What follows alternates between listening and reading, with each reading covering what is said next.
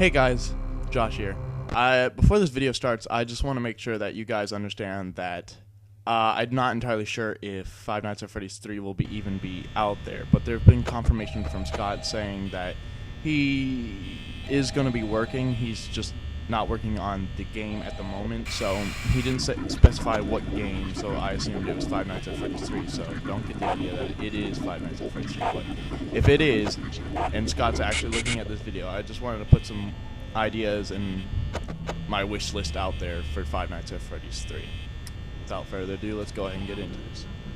As I look around and just see these Five Nights at Freddy's, I notice that you're just sitting in a chair, and it's okay and all, but I kind of like the idea of actually moving around and having a little bit more to do. I mean, it's cool and all that you have to survive in one room and look at the camera, but come on. So if there was an engine to where you can free roam around the whole entire thing, like maybe you have to go check up on something, and maybe you can go back into the power room and turn back the power on. And I mean, there's a lot of good ideas that can be put into this, and free roaming could probably definitely be one of them. And maybe it could be a multiplayer game. Maybe there could be someone watching the animatronics and heads up. I don't know. I mean, multiplayer has always been an idea when Five Nights at Freddy's first came out, because playing it by yourself is cool and all, but when you're playing with friends, is always better, because there's just more to do.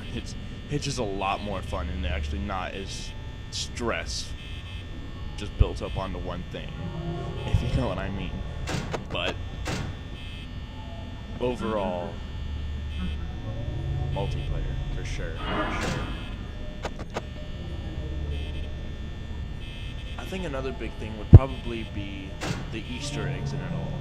We know enough about the whole story of Five Nights at Freddy's and its secrets behind it, but we don't know all of it.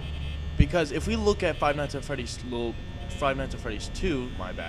cutscenes, you notice that there's a little bit of a storyline behind it, like the Purple Man. Why is it a purple man? What else is there? How, especially the Bite of 87, how does that all fit together? Where does this all come from? How does it all work? Those are the biggest questions I always have when I play the game, and I'm sure a lot of other people have that in mind when they're playing the game.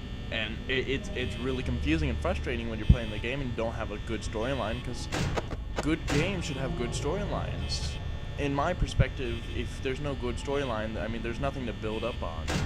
And when there's nothing to build up on, it like I said, it's irritating, it's stressful, and I mean, it won't give the game its full potential when you do it that way, if you know what I mean. So if there was maybe Easter eggs, more of a storyline, little things you can pick out and notice in the background, it would make it that much better. Especially like in the phone calls, they'll do this little like, oh, hello there, and give you instructions about what you're doing and why you're there, but it doesn't give any instructions of what's really happening. Like, it'll give little hints here and there, but we don't exactly know what that is. So if we could definitely put more of the storylines in there, that would make it so much better and just so much more relieving. Finally, I think a good idea for the next Five Nights at Freddy's is, what about in the afternoon? We all see what happens at night, but what is the idea of the security guard in the morning? What does he think of all this? What does he do? Does he just go to bed and wake up the next morning and get ready for the next night? Jesus Christ, I mean, come on. That's it? If you know what I mean,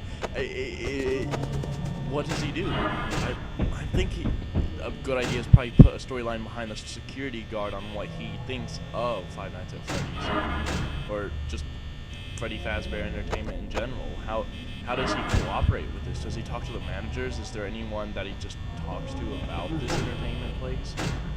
Or does he look for this whole history behind the Fazbear Entertainment Industries?